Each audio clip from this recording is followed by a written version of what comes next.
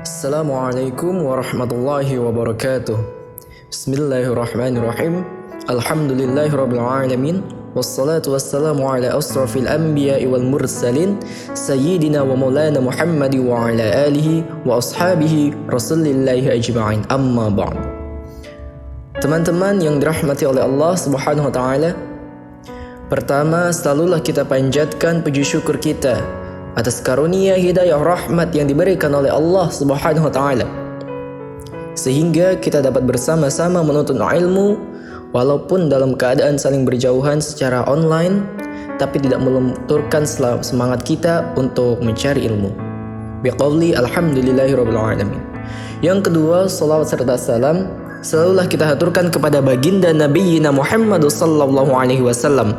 Semoga kita termasuk umatnya yang taat, termasuk umatnya yang beriman, agar kelak di yaumul qiyamah kita akan mendapatkan naungan syafaat dari beliau. Amin ya rabbal alamin. Langsung saja di sini saya akan membahas mengenai zaman sudah modern, kok masih ada yang syirik? Syirik apa? Tentang kepercayaan. Kebanyakan orang cuma tahu bahwa yang disebut syirik itu adalah ketika mereka melakukan penyembahan atau memberikan sesajen, contoh kepada arca, matahari, berhala, gunung, pohon, keramat, atau lain sebagainya, bahkan di kuburan. Padahal kesyirikan itu juga dapat terjadi dalam hal lain yang bahkan mungkin dianggap wajar oleh orang awam. Berbeda dengan berbagai jenis dosa lainnya, perbuatan syirik adalah salah satu perbuatan dosa besar yang bila dibawa mati tak akan mendapatkan ampunan dari Allah Subhanahu wa taala. Qala Allah Ta'ala fi kitabil karim, A'udzu billahi minasy syaithanir rajim. Bismillahirrahmanirrahim. Innallaha la yaghfiru an yushraka bihi wa yaghfiru ma duna dzalika liman yasha. Wa man yusyrik billahi faqad iftara itsman 'azima.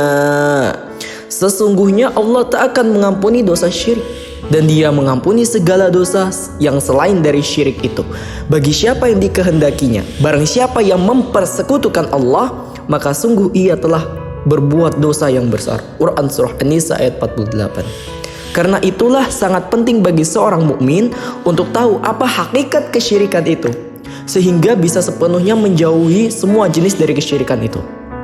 Imam As-Sanusi tahun 899 Hijriah, seorang teolog pembaharu mazhab Ahlus Sunnah wal Jamaah, dan dari keterangan Syekh Ibnu Dihaq tahun 611 Hijriah yang merupakan seorang teolog juga, mendefinisikan syirik sebagai menyandarkan perbuatan secara mandiri pada selain Allah yang Maha Suci dan Maha Tinggi. As-Sanusi Syarah Aqidati Ahli At-Tauhid Al-Kubra nomor 91.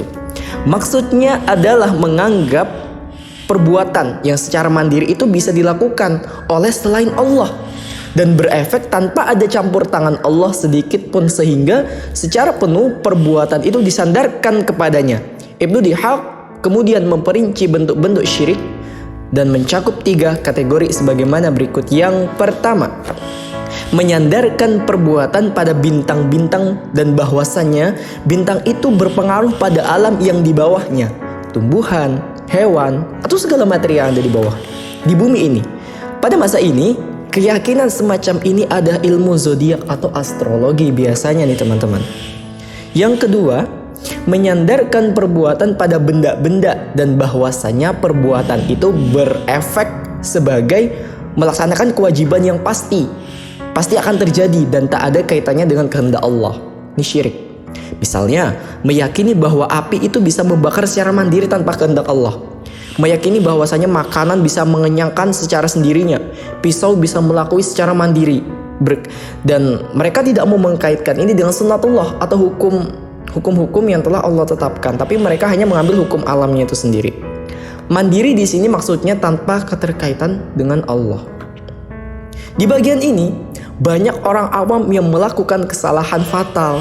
Bila misalnya diyakinin bahwa api dapat membakar sesuatu dengan sendirinya tanpa sedikit pun kuasa kehendak Allah dalam proses itu, maka dia dianggap kafir. Namun, bila diyakini bahwasanya api itu dapat membakar dengan kekuatan dan membakar itu diberikan oleh Allah, maka keyakinan itu tidak kufur. tapi bisa disebutkan keyakinan yang di luar teologi atau di luar materi-materi dalam keislaman. Yang tepat adalah meyakini bahwa perbuatan benda beserta efeknya seluruhnya terjadi karena kehendak kuasa Allah Subhanahu wa ta'ala. Hadirin yang dirahmati oleh Allah, kapanpun Allah berkehendak, Ia bisa membuat prosesnya terjadi di luar nalar kita, di luar kebiasaan kita. Seperti kisah mukjizat yang dialami oleh para nabi. Para nabi itu mukjizatnya di luar logika kita sebagai manusia biasa. Contoh, Nabi Ibrahim yang tak bisa terbakar oleh api, Nabi Muhammad yang bisa membelah bulan, dan lain sebagainya. Mukjizat-mukjizat Nabi yang membuat kita terkagum. Nah, bila Allah berkehendak lain, maka sunnatullah itu nggak akan terjadi. Kalau Allah tidak berkehendak mukjizat itu kepada Nabi, itu nggak akan terjadi. Maka semua itu haruslah keterkaitan dengan Allah Subhanahu wa ta'ala. Lalu yang ketiga, menyandarkan perbuatan pada kehendak bebas manusia yang diberikan kekuasaan oleh Allah. Dalam pandangan ini, manusia itu ibaratnya seperti robot yang beroperasi dengan tenaga baterai dan bergerak dengan sendirinya, dengan kecerdasan buatan tanpa ada kontrol dari perbuatannya atau kontrol dari siapa pembuatnya. Ini adalah akidah Mu'tazilah di masa lalu, saudara-saudara, dan tanpa sengaja banyak diikuti oleh orang awam, orang yang belum tahu pada masa sekarang. Nah, pandangan ini meniscayakan Allah itu tak tahu apa yang terjadi di masa depan bila seorang manusia dengan kehendak bebasnya belum menentukan pilihan. Maksud di sini adalah orang yang mempercayai ini tidak mau mengkaitkan dengan Allah, dan mereka bilang bahwasanya Allah tuh gak akan tahu yang terjadi ke depannya itu apa. Maunya manusia itu berkehendak sendiri, dan apa yang dirancang oleh manusia itu lancar di masa depannya tanpa kaitannya dengan Allah. Dia juga meniscayakan bahwasanya manusia sepenuhnya dapat memberi manfaat dan kerusakan secara mandiri tanpa bergantung pada Allah. Padahal dalam keyakinan kita sebagai Ahlus Sunnah wal Jamaah, tak ada perbuatan yang bisa terjadi kecuali atas izin Allah, termasuk perbuatan manusia itu sendiri dengan kehendak bebasnya. Itulah 3 jenis kesyirikan yang biasa terjadi tanpa disadari oleh masyarakat. Untuk lepas dari syirik ini, maka harus diyakini bahwa tak ada satupun manfaat, kerusakan, efek apapun tanpa keterkaitannya dengan Allah. Tapi zaman sekarang banyak orang-orang yang nekat. Mereka bilang, Allah itu gak adil, saya udah usaha, saya sudah kerja keras, tapi kok saya gak kaya-kaya, gak banyak rezeki. Nah, di sini ada yang salah. Kamu menuntut Allah untuk memberikan rezeki yang banyak, tapi kewajiban kamu sebagai hamba sudah kamu jalani apa belum? Sholat 5 waktunya kamu masih bolong apa enggak? Puasa Ramadan bolong atau tidak? Nah, kalau kamu aja menjalankan kewajiban itu bolong-bolong, gimana Allah mau ngasih rezeki secepatnya sama kamu sedangkan kamu gak mau menjalankan kewajiban? Kalau orang yang berakidah, berilmu, insya Allah pasti paham dan mereka akan mendapatkan hidayah. Hidayah datang dari Allah untuk orang yang mau bertaubat. Namun kalau orang yang sudah di luar nalar kita berperilaku seenaknya, maka dia akan meminta kepada selain Allah. Contoh, mempersembahkan sesuatu kepada jin atau syaitan. Mereka minta kepada syaitan dengan alasan syaitan itu bisa langsung mengabulkan. Contoh, main-main ke dukun-dukun. Bah, saya pengen kaya, saya pengen uang sekian miliar, langsung ada uangnya di situ. Apakah itu haram? Apakah halal? Haram. Jelas haramnya. Walaupun uang itu dipakai untuk apapun, tetap itu asalnya haram. Karena semua itu berasal dari sumbernya. Dan niat kita itu apa? Kalau niat kita mencari dengan ridho Allah, mencari rezeki, maka insya Allah tetap halal. Karena kita sebagai manusia itu cuma 3. Yang pertama, berikhtiar dan berdoa. Apapun yang kita lakukan selagi masih halal, masih tidak di luar batas, tidak di luar aturan agama, maka laksanakan. Lalu yang kedua, istiqomah dengan hal itu. Ketika kita sudah istiqomah dengan apa yang kita lakukan, maka insya Allah Allah akan terus meneguhkan kita di jalan itu, dan Allah akan memberikan ganjaran. Di mana Allah memberikan ganjaran? Ketika kita bertawakal ala Allah. Tawakal kepada Allah, menyerahkan semua kepada Allah Subhanahu wa ta'ala. Berserah diri kita kepada Allah. Nah, di berserah diri inilah nanti Allah akan memberikan balasan kepada kita. Kalau kita berbuat baik, kita bekerja keras, lillahi ta'ala, maka Allah akan memberikan ganjaran yang tepat. Kalaupun tidak diberikan dunia, maka nikmat itu akan tertumpuk nanti kelak di akhirat. Fa inna ma'al usri yusran, inna ma'al usri yusra. Sesungguhnya di balik kesulitan ada kemudahan.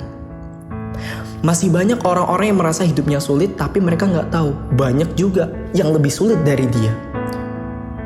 Karena sulit ini dia nggak mau bersyukur, dia kufur. Nah, di sini kita yang butuh Allah. Apabila kita nggak bersyukur sama Allah, nggak akan mengurangi kekuasaan Allah, nggak akan menambah kekuasaan Allah, nggak berpengaruh kita bersyukur atau enggaknya, tapi berpengaruh pada diri kita sendiri. Kita bersyukur, kita juga yang mendapatkan pahala dari bersyukur itu. Lalu kita kufur. Nah, kita juga yang dapat dosa dari kufur itu. Kita berusaha di dunia ini. Lantas banyak orang yang bertanya, katanya Allah Maha Kuasa. Kok Allah nyuruh hambanya maksa buat beribadah? Apakah Allah membutuhkan sesuatu dari ibadah hambanya itu? Banyak bertanya seperti itu. Saya jelaskan ini bahwasanya tidak. Karena yang mengambil buahnya dari ibadah itu adalah kita sendiri kelak nanti. Enggak pun di dunia, saya bilang ya di akhirat. Karena Allah ini selalu memberikan jalan untuk hamba yang pintar bersyukur, pintar beribadah, mau menjalankan aturan-aturan yang sudah diterapkan oleh Al-Quran, Al-Hadis, ijma' para ulama, dan qiyas. Pedoman kita 4 itu saja. Al-Quran, As-Sunnah atau Al-Hadis, ijma' dan qiyas. Di luar itu, wallahu a'lam bishawab. Karena sebagai umat Islam, kita berperilaku itu, apa yang dijalanin itu harus sesuai lah dengan aturan yang Allah kasih. Allah nyiptain kamu di bumi, tandanya kamu harus nurut sama Allah. Kalau kamu gak nurut, kamu minta rezeki sama Allah, logikanya Allah ngasih apa enggak secara logika saja. Tapi secara agama juga kita harus pandai memanage apa? Yang pertama, hablum minallah kita. Hubungan kita sama Allah itu baik atau tidak? Dinilai baik atau tidaknya dari mana? Salat. Yang kedua, puasa. Lalu zakat. Ini poin utamanya. Kalau beribadah kita baik, sholat kita baik, maka insya Allah hablum minallah kita baik. Lalu kita bina hablum minannas. Kenapa kita harus membina hablum minannas? Karena manusia itu sejatinya hakikatnya makhluk sosial, tak bisa hidup tanpa manusia yang lain. Ini benar. Allah juga gak akan meridhoi kita kalau kita gak baik hablum minannas sama manusia, kita ribut terus, gak tahu menjalin silaturahmi. Allah juga gak suka sama kita. Tapi Allah akan merahmati hamba-hambanya yang beribadah taat, juga hablum minannasnya baik kepada sama tetangga, saudara, ataupun teman-temannya. Dua ini harus saling mengisi. Kalau nanti kita ingin mengharapkan surganya Allah, hablum minannas kita belum baik, kita punya dendam sama orang, atau orang itu masih belum bisa memaafkan kesalahan kita, maka hati-hati, tanggung jawab di akhirat nanti. Maka untuk berperilaku hati-hatilah, jangan asal bicara. Terlebih asal bicara sama yang maha kuasa, pencipta kita. Banyak orang-orang yang ngomong itu ngasal, gak berdasar. Contoh itu tadi, ibaratkan orang yang ngomong Allah itu gak adil. Nah, di situ hati-hati. Hati-hati akidahmu goyah. Kan banyak nih zaman sekarang godaan-godaan orang-orang yang mengajak untuk ke perbuatan yang melenceng. Ketika ada sebuah lingkungan, orang itu agamis banget, orang itu sholatnya rajin, ibadahnya rajin, tapi lingkungannya malah ngehina, ngejek, ngancem. Nah, di sini ada masalah. Tapi tidak apa-apa. Kita bina dulu hubungan kita sama Allah, barulah kita ajak saudara-saudara, tetangga-tetangga kita yang selalu menghina kita untuk menuju jalan kebaikan. Apa yang kita tahu, ilmu yang kita punya, kita amalkan. Tapi ketika memang susah, kita sudah berikhtiar, sudah berdoa, maka serahkan sama Allah. Itu hubungan mereka dengan pencipta. Tapi tugas kita tetap itu tadi, mengingatkan mereka ketika mereka mau, maka alhamdulillah, maka insya Allah tercatat pahala bagi kita. Maka di sini saya tegaskan kembali, tak ada gunanya kita melakukan kesyirikan. Walaupun uang itu langsung datang, tak manfaat. itu mudarat semua. Lalu kita bina hubungan kita juga sama Allah Subhanahu wa taala yang paling utama ini. Agar hidup kita lancar, hidup kita enak. Terus banyak orang ngomong, kok saya hidupnya dicoba terus sih, hidup saya kok susah terus. Nah, ini artinya Allah sayang sama kita. Allah tahu kita kuat, maka kita dicoba. Innallaha ma'as sabirin. Sesungguhnya Allah bersama orang-orang yang sabar. Ketika kita sabar, ketika dicoba, maka disitulah kekuatan kita muncul dan Allah akan merahmati kita. Allah sayang sama kita. Tapi ketika Allah melancarkan hidup kita, kita nggak sholat, tapi kita hidupnya lancar, kita nggak tahu puasa, tapi hidup kita lancar, maka hati-hati, istidraj lah di situ. Makna istidraj di situ adalah ketika nanti kita itu tidak mau beribadah, tapi hidup kita lancar, rezeki kita ngalir terus, pahala-pahala itu nggak ada sama kita pahala, tapi yang ada apa? Dosa. Tapi dosa itu malah bikin hidup kita lancar, rezeki banyak. Ini hati-hati, Allah nggak peduli lagi sama kita. Maka kita ulangi lagi lah gimana cara kita memperbaiki hablum minallah dan kita perbaiki hablum minannas. Wallahu a'lam bishawab. Semoga ini dapat bermanfaat sedikit yang bisa saya sampaikan. Kurang lebihnya saya mohon maaf apabila terdapat kata-kata yang menyakiti teman-teman sekalian. Saya mohon maaf. Apabila dapat ilmu yang bisa dipetik dari materi yang saya sampaikan, itu semua semata-mata karena ilmunya Allah Subhanahu wa taala. Akhirul kalam, jazakumullah khairan katsira, wallahul muwaffiq ila aqwamit thariq. Wassalamualaikum warahmatullahi wabarakatuh.